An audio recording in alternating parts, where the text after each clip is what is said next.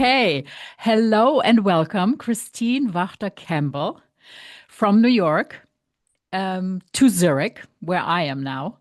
And thank you so much for your time, Christine, to join me here today in Shift Happens. Thank you for having me. Absolutely. I mean, you've been once at one of my panels, and we talked about the value of art a few years ago. And funny enough, next week, actually, I'm in Berlin, invited at a gallery to also host something similar. Wonderful. Um, but to the art, we come later. Before we start, I wanted to ask you some questions. Still or sparkling? Depends on the day. Ice cream or sorbet? Probably ice cream. Monet or Warhol? That's a tough one. Both. What made you laugh this week? I went to see a play last night on Truman Capote called True, and it was absolutely fabulously well performed. And the actor who played Truman Capote is Jesse Tyler Ferguson, and he did a fantastic job. You know, he's the actor who was in Modern Family. Yeah. Um, and it reminded me, I've seen many interviews with Truman Capote. I've seen his bandwidth. We've all watched Swans, and hmm there were many moments that made me laugh. Yeah, that's a good one. I have to see that. I hope it still It's brilliant. runs when I'm there. Yeah, Yeah, yeah, yeah, it's very good, very good. yeah. I love him. I try to So, laugh once a day at least. oh, that's good. That's very good. So, we just spoke briefly about the performing arts, which you, among other fields of the arts, support and have been supporting passionately and with so much knowledge. I think you are the person that has seen the most plays that I know. But your actual work and focus is actually figurative art, and you shared your shift and real pivotal moment was when you started your own gallery at a time when it was not that common for a woman to start a gallery. That is correct. Um, so I had worked in the art business for 9 years from 1980, well, more or less from 1984 until 1994. So, you know, give or take 10 years, um, for a wonderful gallery, male-run gallery. And I will say everything I know, I learned from them. They were great mentors. I hmm was very lucky that one of the partners, the gallery was called Blumhelman Gallery. They no longer exist.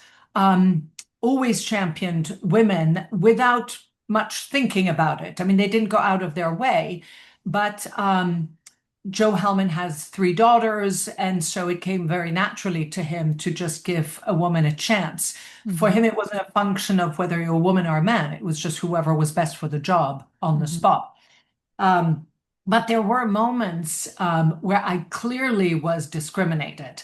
hmm Not often, oddly enough, not very often. People ask me that question a lot.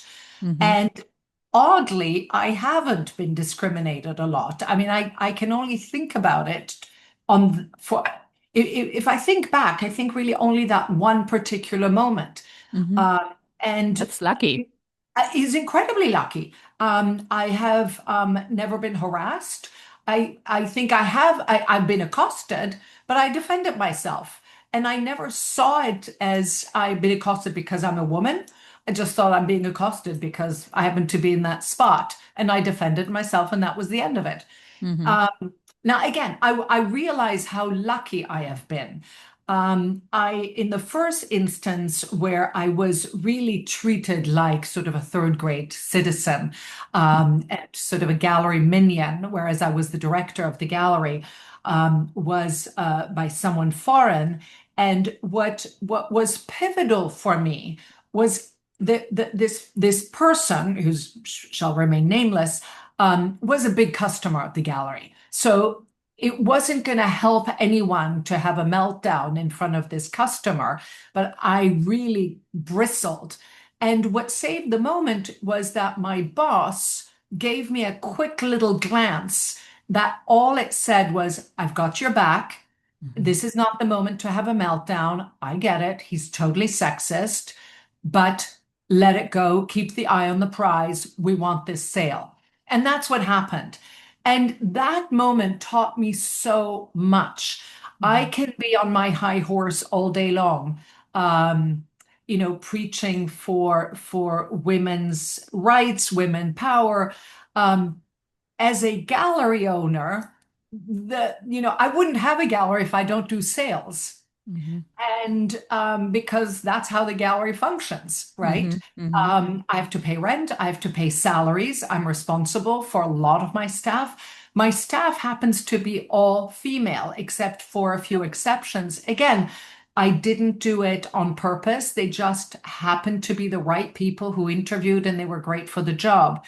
Mhm. And we do come into moments where I see them. I wouldn't call it being mistreated, but spoken down to. And I will step in. It happens less and less. I mean, nowadays, it hardly happens at all. Mhm. But it does happen. And I will step in and sort of smooth out the day. And I think I mentioned this to you because I am tall. I genuinely feel that it intimidates a lot of people. Mhm. And I compose myself, and particularly if I feel someone is mistreating my staff or myself, Mhm. I literally stand 3 inches taller. Mhm. And very often people will back down just by my sheer presence. And I don't think of myself as a scary person, but I've No. come to learn Yeah. that To use. to use Use your what height and I your. have, Mhm. my Mhm. height, and I've also learned not to scream. Mhm. I never scream. If anything, when I'm upset at someone mistreating me or my staff, I speak softer and it gets my point across, and I do get razor sharp. There's a Mhm. side of me that can get razor sharp. I am never rude, ever, ever, ever. And Mhm. I'm never condescending back because I Mhm. don't think one should fight with the same tools. Mhm. Uh, I use my words in a way that just cuts to the core. And thankfully, I don't have to do it often. But that moment all those years ago taught Mhm. me what's my bottom line, Mhm. how to keep the eye on a prize, how to prioritize, and use what you have to defend yourself without screaming, Mhm. without being physical. Be smart out. You defend Mhm. yourself and teach someone a lesson if you Mhm. can at the same Mhm. time. Doesn't always Yeah. happen. Well, that's great advice and a great reminder. And I hope a lot of people who have a lot of responsibility for the whole world would actually implement something like this. Um, so you started your gallery with a partner, and it was a very long time ago. So at the time, there were not that many female-led galleries, women-led galleries, right? That's correct. So we started the gallery in 1996, actually 95. And at the time, I can probably count on one hand the female or women-owned galleries. Mary Boone was obviously a well-known one, who was also very important in championing 80s artists. But Mm-hmm. an older generation would have been Ilyana Sonnabend, Marion Goodman, who recently passed away, Mm-hmm. Barbara Gladstone, Paula Cooper, Pat Hearn. There were some for sure, but it was very much a male-dominated business still. Mm-hmm. Mm-hmm. And did you have a certain plan then already because you had worked in the arts? I mean, which artists did you want to present, or was it a little bit like, okay, let's see? how You we get know, this going. that's a very good question, because I think about it often. And my business partner, we're still in business together. She runs the Seattle gallery, I run the New York gallery. And we remark on how easy it was to Mhm, act on a bit of an impulse and on an mhm, idea we had. We mhm, said, you know what, we both worked for galleries. She had worked for Mary Boone, I'd worked at Blumhelman Gallery. And we thought we can do this on our own. We signed a lease, we had contacts, and we put our name on the door. It was much, much easier in those mhm, days. And again, to a large extent, it was cheaper. Everything mhm, was cheaper. mhm, It wasn't going to break the bank if we mhm, failed. mhm, It was a fun experiment that started as such. I mean, we always took it seriously. We never thought we would ever not have the gallery. But there was an element of spontaneity and mhm. Yeah. that idea of let's see where this goes, Mhm, that you could do without a whole business plan. I never mhm, had a business plan. mhm. Now you'd have to have a business plan if you're opening a gallery. In New York City. Yeah. Definitely, definitely. Yeah. Definitely. So I mentioned briefly that you support the arts wherever you can, and you have been a long, long time supporter of the you and your husband of the Brooklyn Academy of Music and the theater in Sag Harbor, and yeah, are completely involved, which is, of course, so needed and probably much more needed in the future with the earnest commitment. But what I also wanted to actually focus on today and ask you about is your work for the End Fund in Africa. Because in season 6, I'm talking to women who are stepping out of their comfort zone and are really focusing on area of crisis in the world. So when I told my younger son that I was going to do this, he's like, "Yeah, but that's really a sad topic." And I said, "Well, I don't think so. I think this work is actually really, really rewarding and important." And of course he agreed, but his first reaction was, but I think it's so so necessary, especially today. Yeah. So to answer your last comment, it is probably the most rewarding work both my husband Bill and I have done. I mean, I can't speak for him, but he would say the same thing. Mhm, Um, we embarked on this about 15 years ago, where we sort of looked at each other and we said, look, we've both done well. It's time to give back. At the time, even 20 years ago, it was one charity after the next in New mhm, York, one mhm, gala after the next. And that just was fun to get dressed up, but not exactly. We didn't call it rewarding. It's not, it's good work. There's no question about it. But we are both very hands-on. mhm, And so we decided to focus more. And we said, where do we want to put our resources? We narrowed it down to global health and children. Then that led us to a very long trip to Africa where we did reconnaissance work. And I'll keep this brief because we had a failed attempt at a hospital that we were building in Niger. And it was a very good learning experience mhm, because there are lots of corrupt governments. You learn how to work with them. And so that failed experience was in many ways necessary for mhm, us to go on to the next step, where we realized that there were so many NGOs in Africa, in particular, now in the meantime in the world, all well intentioned, but not all very efficient. So we decided to narrow it down, focus on what was then called neglected tropical diseases. mhm, There are 5 of them.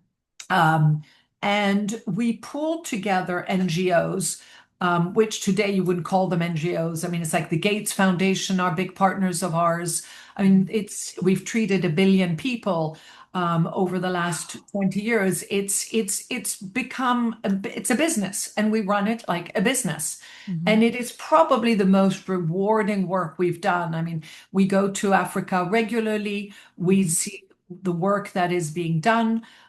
There are always bumps in the way, and a lot of them are you know, tribal conflicts, COVID, a variety of things. But overall, the goal was always to eradicate these diseases because they can be eradicated. Mhm.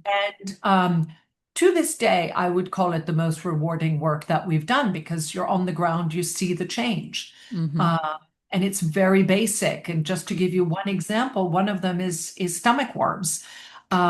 We've probably all had stomach worms when we were children, and our parents just took us to the doctor, give you a pill, and that's the end of it. We don't think about it much.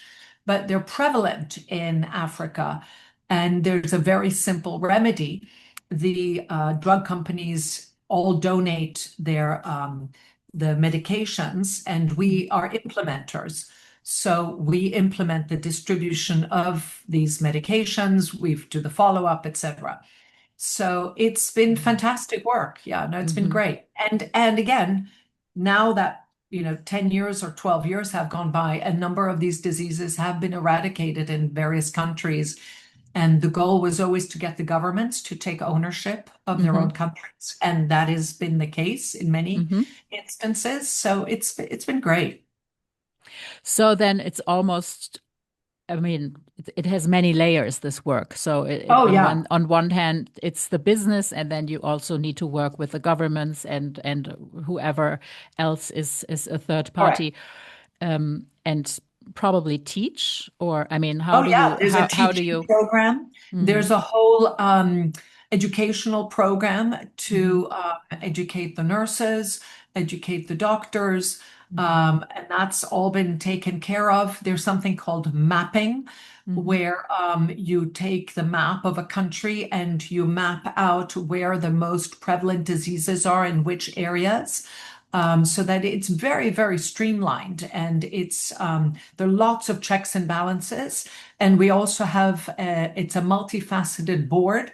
We have a board in Africa, we have a board in London, and we have a board in New York. Mm-hmm. So it's a tightly run business Mm-hmm. with a great.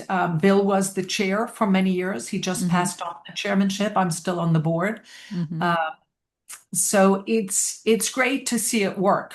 Mm-hmm. Hence the title, the End Fund we came up with, Mm-hmm. because the whole idea is to end these And diseases, and we yeah, are on our way. yeah. That's incredible, and so important because with the cuts of budgets for vaccinations, even against malaria, um, it's like it seems like the circle is in danger to repeat itself. 100%. The cut in USAID, or USAID as they call it, has been very difficult. Mm. Thankfully, there's a lot of private funding. Hmm. And in fact, the Gates Foundation does a lot of work with malaria. Um, Malaria is not one of the diseases that we treat. It's No, not I under know. the umbrella of tropical diseases, or neglected tropical disease, I should say. But that's been a challenge. Hmm. Fundraising has been a challenge because nothing can compare with government funding. It's Hmm. huge. Hmm. But we've learned how to pivot, and we've learned how to make quick decisions, so that Hmm. no life gets lost in the Hmm. process. Hmm. That's the goal. Hmm. And then, That's the fantastic. the other whole idea we had was very basic: seeing is believing. It's a Hmm. very different thing when you sit at your kitchen table reading the newspaper and you read about tragedies in the world, and then Hmm. you just flip to the next page and it'll be a different editorial. And we always felt like we had to go there to see Hmm. it, Hmm. which is why we go regularly.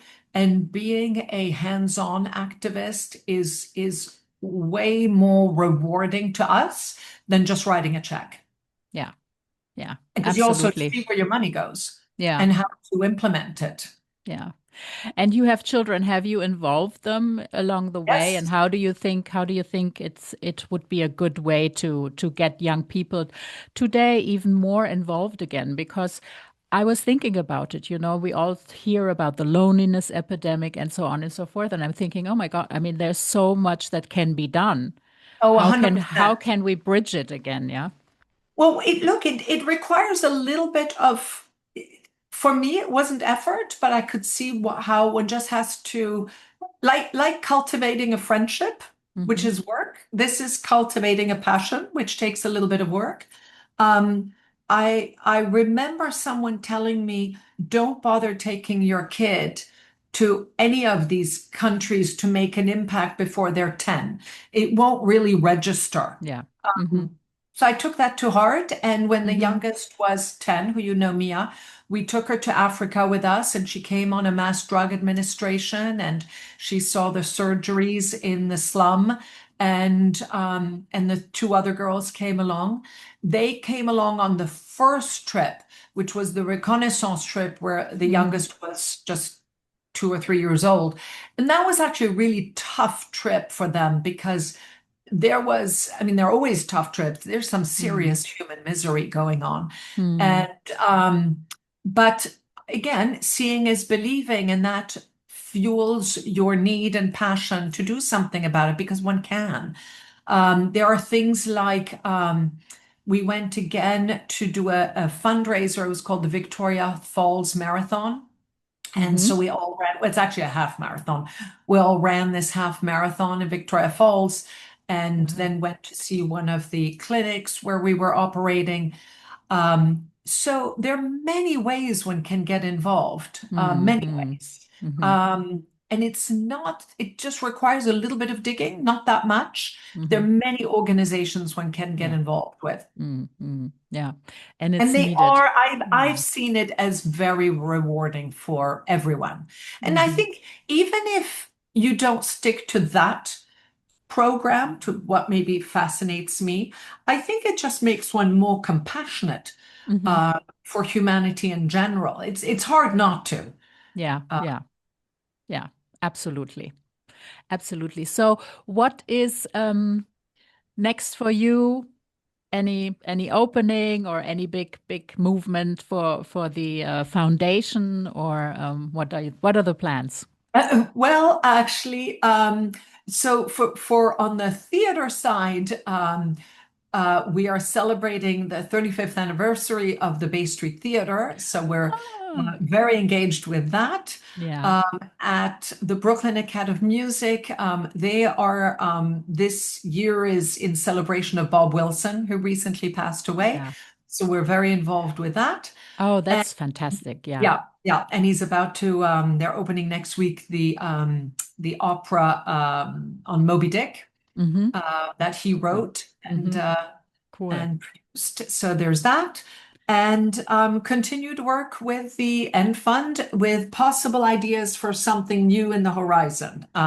That's still Hmm. in early stages, but something global health related, but Hmm.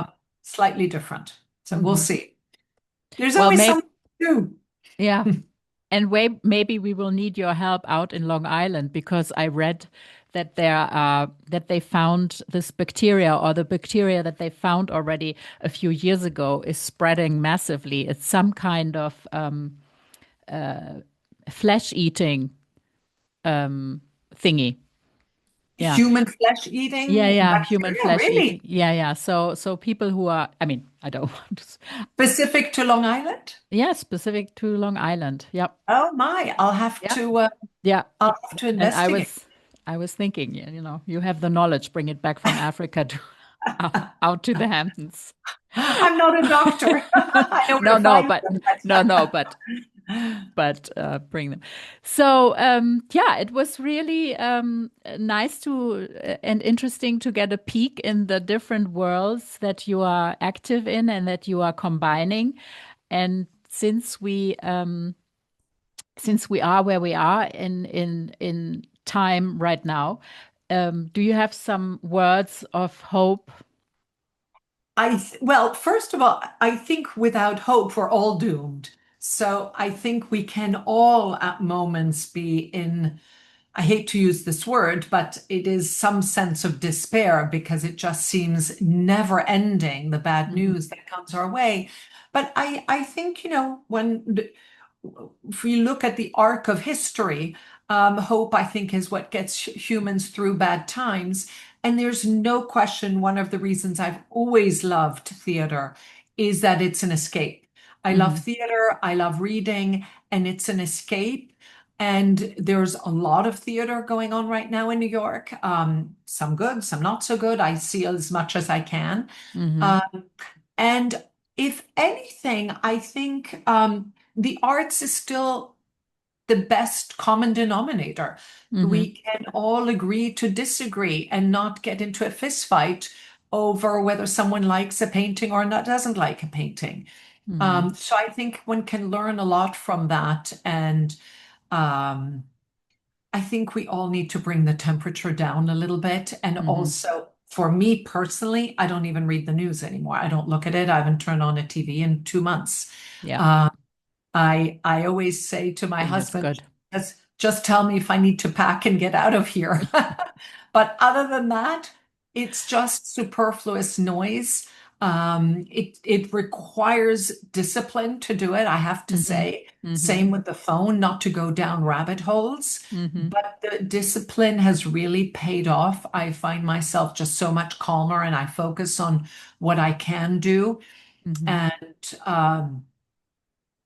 I can see how we just opened a show here at the gallery 2 weeks ago, and we have so many people coming by. I'm noticing a big uptick in people going around the galleries. I think everyone's looking for an Interesting. escape. Yeah, Um, and it's a very welcome one. yeah, yeah. Beautiful. Thank you Yeah. so much, Christine, Thank for you your for having me time today. and for sharing, these important activity points in your life and areas. Okay. Thank All you, the best. Claudia. All Have a the nice best to day. you. You Thank too. you. To you as well. Bye bye. Bye-bye. Bye bye.